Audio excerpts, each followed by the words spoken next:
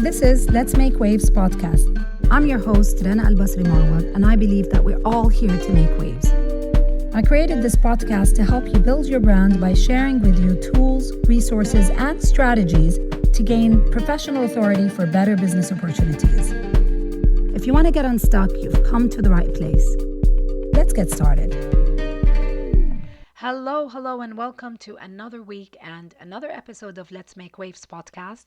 As always, I'm so happy to have you here.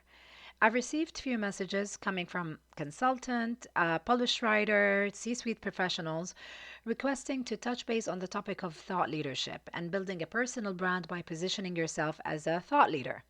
Thought leadership is not connected to age or profession or a particular industry, but is a highly regarded personal brand positioning and one which is sought after, intentionally or not, by a lot of experts and professionals.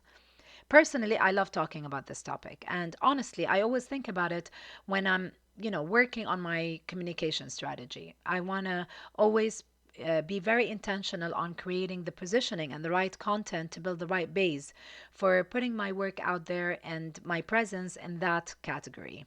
So, based on your request, I'm so excited to touch on thought leadership topic today in today's episode. Let's dive in. Let's start from the beginning. What is a thought leader? So, a thought leader is someone who is influencing the narrative by understanding what needs to be done in a specific field or topic. This person is not just an expert because expertise is widely available and there are so many experts and knowledgeable people in any particular field. However, a thought leader could be an influencer in the social sense and could be a celebrity, but these two attributes are not a must for that positioning. There are thought leaders out there who are not social influencers or celebrities in the common sense of the word. It is also important to remember that thought leaders have a thought. That is, they need to have opinions, ideas for improvement, new strategies, concepts, even introduction of something new or original to a specific field or profession that they are focusing on. In recent history, we have people like Oprah, Gary Vee, Malala, Nadia Murad, Seth Godin, so many, all of them positioned and known as thought leaders. Some of them are famous, some of them are known in that specific field, some of them are not even social influencers, but all of them are thought leaders. So, when you're intentionally building your personal brand with the focus on positioning yourself as a thought leader, you need to think very deeply and start building 4 pillars. These 4 pillars are the base of thought leadership positioning. These pillars are credibility, depth of ideas, knowledge sharing, and profile. Let's take the first pillar, credibility. Credibility is all about people seeing you as an authority in your field or discipline or industry. Credibility can come with a position or with someone who has experience in a particular field with repeated positive results. It also comes with credentials, like let's say a license or a certain level of education. Now, the bonus is to credibility is when a person also has a very strong public personal brand. The second pillar is depth of ideas. This is a very important pillar because everyone has ideas. It is the weight and depth of those ideas in relation to the industry and the level of impact of those ideas that really matters. The depth of ideas also comes in the shape of a framework or naming a certain process, pioneering certain methods or redefining concepts. A thought leader doesn't mimic general floating ideas or thoughts, but has a specific, new, original take and thought about specific ideas within their field of expertise. The third pillar is knowledge sharing. Now, the frequency, the type of knowledge, and on which platform this knowledge is being shared builds the perfect positioning of thought leadership. A thought leader is a champion of winning people over to buy into their ideas, their theories, their concepts, and line of thought. Prolific people publish articles, content, ebook. They speak at conferences and also get interviewed on podcasts and media outlets just to share that knowledge and innovative ideas. So knowledge sharing doesn't have to be only on with the help of third party.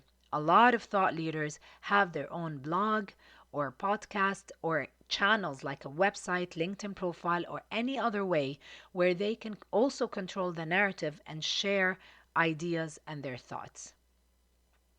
Now, we reach to the final pillar, and that is profile, which is about the thought leaders network and how many people do they know. Now, this pillar is based not solely on numbers, not at all, but it is more on the wealth of the connections within and outside of the industry. So it's not only about the number of followers that you might have on social media. No, it is more about the type and the quality of connections that you have within your industry or even outside your industry. These are the four pillars, and they are truly the core of thought leadership. If you're intentionally wanting to position yourself in that sense, your thought leadership strategy should include tactical work on each and every one of those pillars. And most importantly, to build that positioning in parallel with building your personal brand. There has to be a 360-degree approach to the strategy. So that approach is from image to a professional voice to social presence, from there to thought-provoking content, strong PR strategy or speaking opportunities and forums. From there, you build a string of very strong network and all that good stuff. But above all, it starts with the core, and that is a thought leader is someone who is influencing the narrative by understanding what needs to be done in a specific field or topic. There has to be substance for the four thought leadership pillars to stand strong and for the positioning and personal brand to be successful and effective. I hope that gave you an introduction to thought leadership and also gave you the right information on how do you where do you need to put your effort when it comes to the four pillars of creating and positioning yourself as a thought leader within your industry, within your field. With that, I come to the end of today's episode. Thank you so much once again for listening. Please feel free to connect with me. You can find my links to my social accounts in the show notes. And as always, I do hope that you didn't forget to subscribe to my podcast. I would be honored if you've left a review. And if you think that my podcast could be interesting and helpful to someone else, please feel free to share it.